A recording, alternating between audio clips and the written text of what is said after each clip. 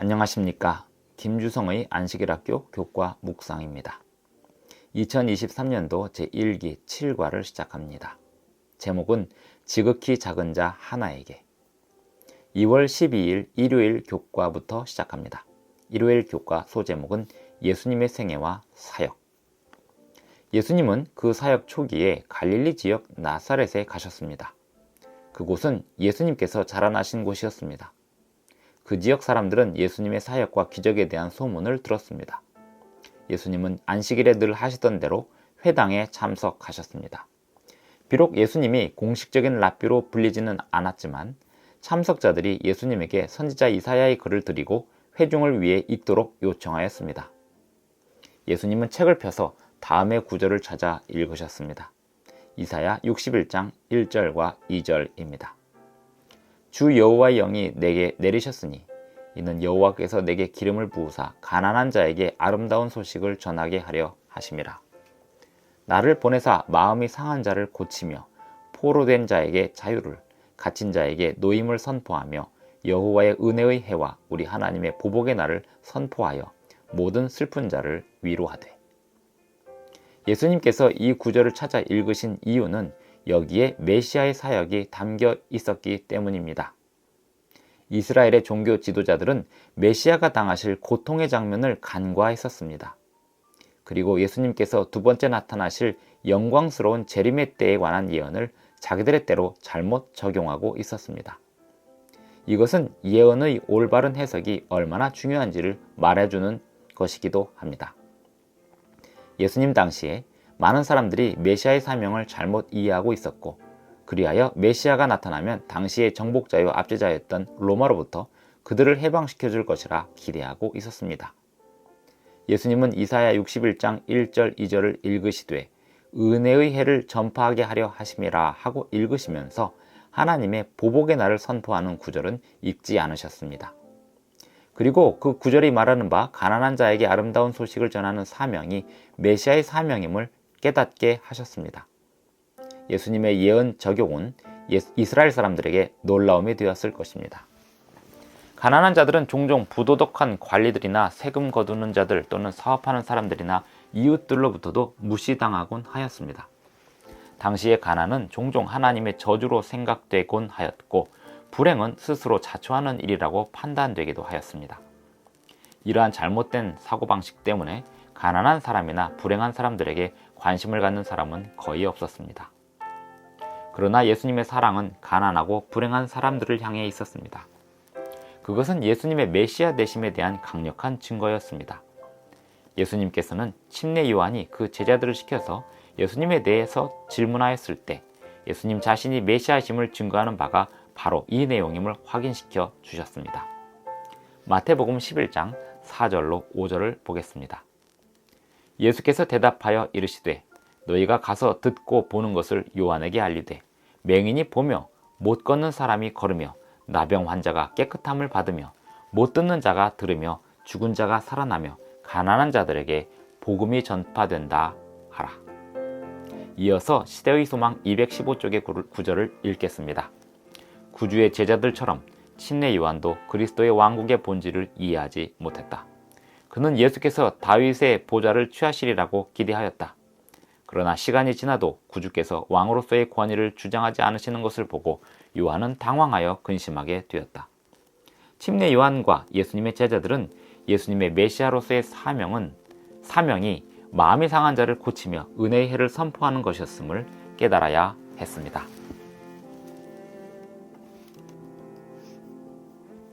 2월 13일 월요일 교과입니다. 제목은 가난한 자들을 위한 하나님의 계획. 성경 기자들은 가난한 자들과 이방인과 과부 그리고 고아들을 향한 하나님의 많은 계획들을 기록하였습니다. 성경 기록은 시내산에서의 기록으로까지 거슬러 올라갑니다. 출애굽기 23장 10절로 11절을 읽습니다. 너는 6해 동안은 너의 땅에 파종하여 그 소산을 거두고 7째 해에는 갈지 말고 묵혀두어서 내 백성의 가난한 자들이 먹게 하라. 그 남은 것은 들짐승이 먹으리라. 내 포도원과 감람원도 그리할지니라. 레위기 23장 22절도 읽어봅니다. 너희 땅에 곡물을 벨 때에 밭 모퉁이까지 다 베지 말며 떨어진 것을 줍지 말고 그것을 가난한 자와 거류민을 위하여 남겨두라. 나는 너희의 하나님 여호와이니라. 오늘날 우리의 상황과 같지는 않을지라도 이 말씀들이 우리에게 주는 교훈은 분명히 있습니다. 신명기 15장 11절도 읽어보겠습니다. 땅에는 언제든지 가난한 자가 그치지 아니하겠으므로 내가 네게 명령하여 이르노니 너는 반드시 내 땅 안에 내 형제 중 곤란한 자와 궁핍한 자에게 내 손을 펼지니라. 여기서 형제라는 말은 동료 이스라엘 백성들, 즉 오늘날로 말하면 동료 신앙인들이라고 이해할 수 있습니다. 또는 우리가 도움을 베풀어야 할 가난한 사람들이나 예수님께서 말씀하신 바 형제들 중에 지극히 작은 자라고 보면 되겠습니다. 성경 시편에는 그들에게 어떻게 대할 것인지 설명한 구절이 있습니다. 시편 82편 3절과 4절을 읽습니다. 가난한 자와 고아를 위하여 판단하며 곤란한 자와 빈궁한 자에게 공의를 베풀지며 가난한 자와 궁핍한 자를 구원하여 악인들의 손에서 건질지니라 하시는도다. 가난한 자들에게 먹을 것을 제공하는 그 이상의 도움이 제공되어야 함을 이 성경절이 말해주고 있습니다. 그리고 성경에는 가난한 이들을 돕는 사람들에 대한 약속이 포함되어 있습니다. 잠언 28장 27절을 보겠습니다. 가난한 자를 구제하는 자는 궁핍하지 아니하려니와 라고 했습니다. 잠언 29장 14절도 읽습니다. 왕이 가난한 자를 성실히 신원하면 그의 왕위가 영원히 견고하리라. 다윗도 이렇게 기록하였습니다. 시편 41편 1절입니다. 가난한 자를 보살피는 자에게 복이 있음이요 재앙의 날에 여호와께서 그를 건지시리로다. 그러므로 성경시대 이스라엘 백성들에게 이 가르침은 우선순위에 있었습니다. 비록 그들이 간과하고 있었다 해도 그렇습니다. 19세기에 들어서 영국에서 나온 철학 중에 사회진화론이라는 게 있었습니다. 이 이론의 영향은 약자들이나 가난한 자들을 도울 도덕적 명분을 줄어들게 하였습니다. 오히려 그렇게 하는 것이 손해라는 생각을 낳게 하였습니다. 사회 진화론에 따르면 강자가 살아남고 약자는 도태되는 자연법칙에 입각하여 볼 때 가난한 자들이나 약자들을 돕는 것은 사회에 해가 된다는 인상이 남게 됩니다. 그 이후로는 가난한 자들이나 약자들이 늘어나면 전체 나라에서 사회 구조를 약하게 할 것이라는 게 있었습니다. 하나님의 섭리를 무시하고 살아가는 사회 또는 하나님이 아예 없다고 믿는 사회에서는 그럴듯해 보이지만 하나님이 온 세상의 주인이시고 판단하실 것을 안다면 그러한 생각은 잘못된 생각임을 알 수 있습니다. 대신에 하나님의 섭리를 믿는다면 모든 나라에 하나님의 백성들과 형제들이 있어서 도움을 베풀 사람들이 있고 도움을 필요로 하는 사람들이 있음을 믿을 수 있습니다.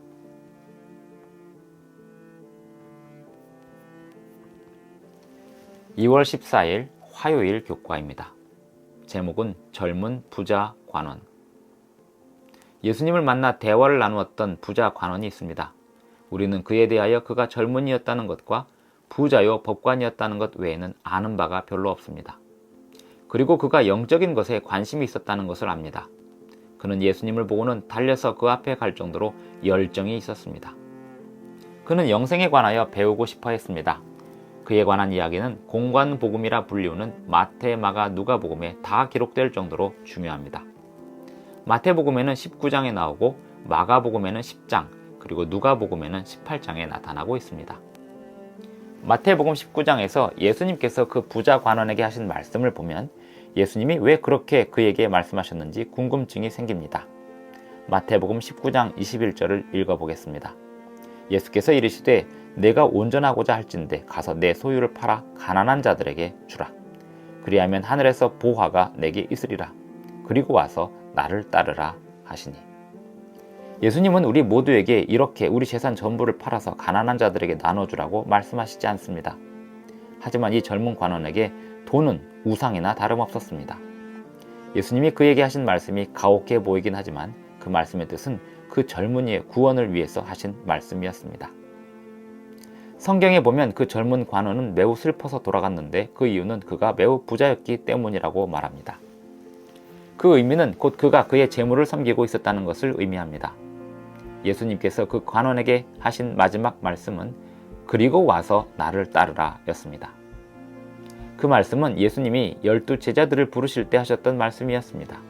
그것은 곧 예수님의 핵심 제자가 되는 것을 의미했고 그에게 영생을 주실 것에 대한 의미였습니다.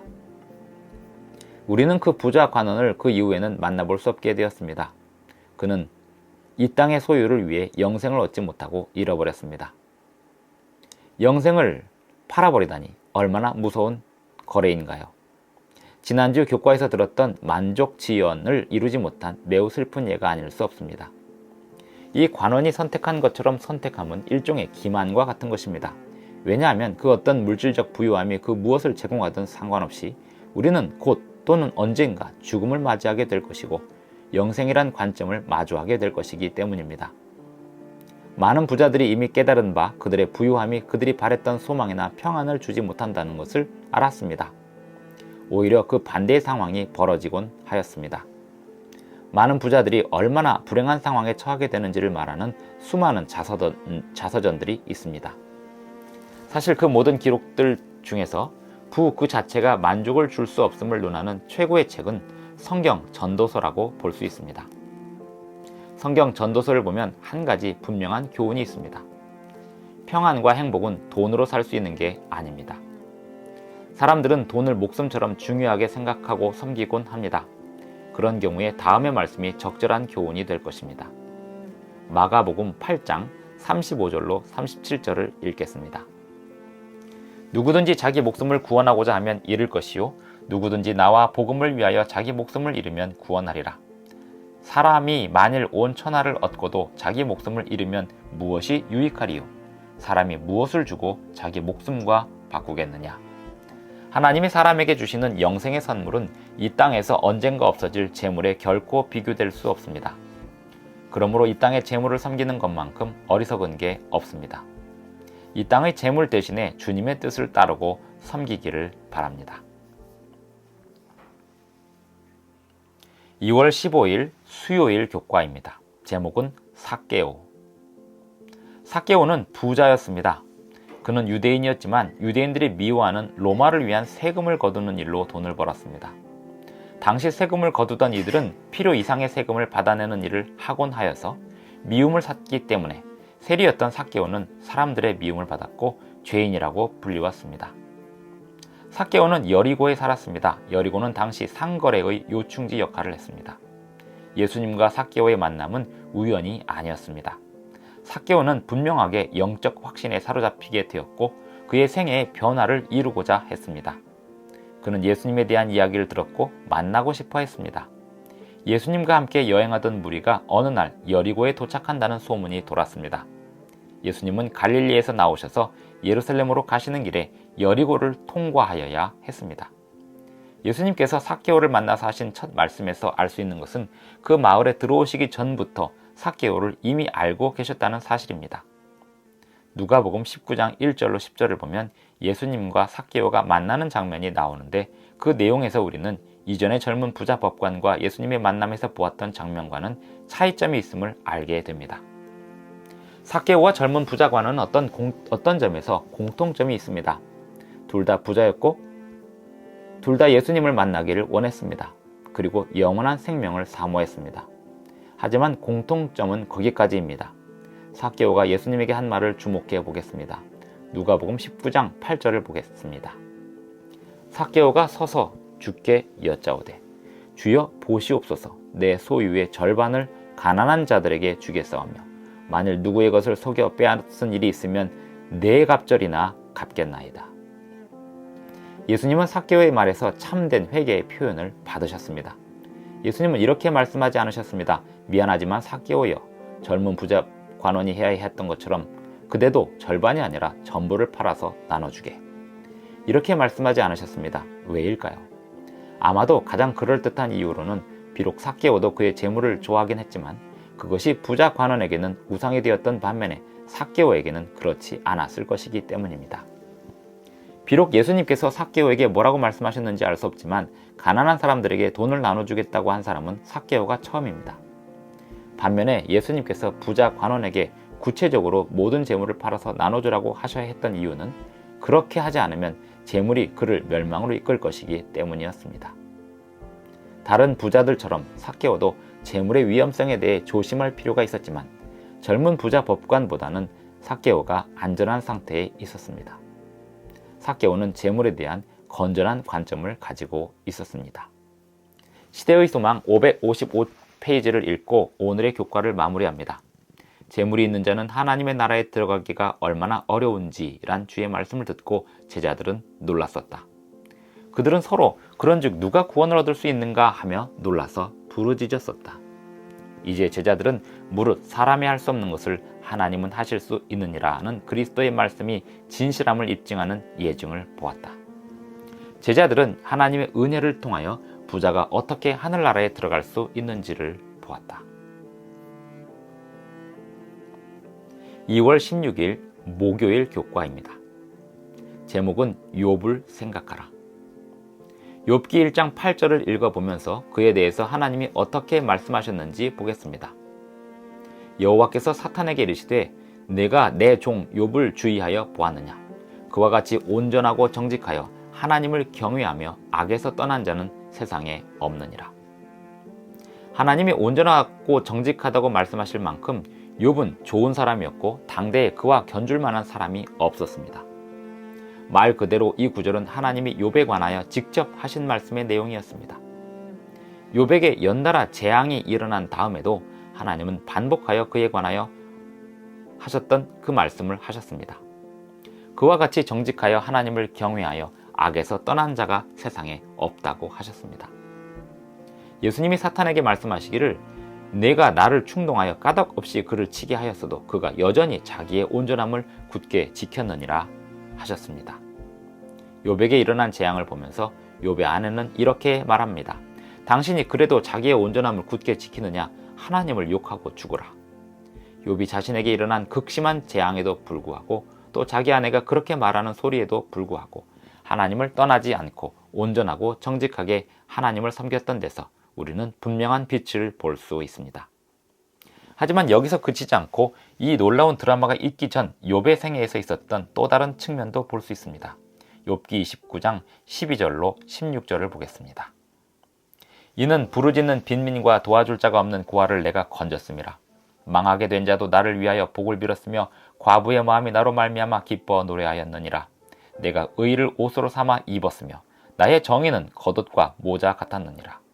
나는 맹인의 눈도 되고 다리 저는 사람의 발도 되고 빈궁한 자의 아버지도 되며 내가 모르는 사람의 송사를 돌보아 주었으며. 욥의 성품을 알 수 있는 위의 구절 중에서 단연 돋보이는 대목은 아마도 마지막 구절일 것입니다. 내가 모르는 사람의 송사를 돌보아 주었으며. 다시 말하면 욥은 예를 들어서 어떤 무일푼의 사람이 그에게 구하면 기다리지 않았습니다. 대신에 그는 그의 필요가 무엇인지 알아봐 주었고 그를 위해 도움을 베풀었습니다. 엘렌 화이트의 글 교회 증언 5권 151페이지에 보면 다음의 글이 있습니다. 그들이 그들의 필요에 대하여 그대의 주의를 환기시키기까지 기다리지 말라. 욥처럼 행동하라. 알지 못했던 것을 그는 찾아내었다. 사정을 알아보기 위한 여행을 통해 필요한 것을 찾아내고 그것을 가장 잘 충족시켜 줄 수 있는 길을 연구하라. 이것이 하나님의 자원을 맡은 재물의 관리자들이요 청지기들의 수준이 되어야 합니다. 그리고 오늘날 많은 하나님의 백성들이라 말하는 사람들의 태도를 뛰어넘는 것이 되어야 합니다. 이사야 58장 6절로 8절을 읽으면서 오늘의 교과를 마무리하겠습니다. 내가 기뻐하는 금식은 흉악의 결박을 풀어주며 멍에의 줄을 끌어주며 압제당하는 자를 자유하게 하며 모든 멍에를 꺼는 것이 아니겠느냐. 또 줄인 자에게 내 양식을 나누어주며 유리하는 빈민을 집에들이며 헐벗은 자를 보면 입히며 또 내 골육을 피하여 스스로 숨지 아니하는 것이 아니겠느냐. 그리하면 내 빛이 새벽같이 비칠 것이며 내 치유가 급속할 것이며 내 공의가 내 앞에 행하고 여호와의 영광이 내 뒤에 호위하리니. 다음 교과에서 또 뵙겠습니다.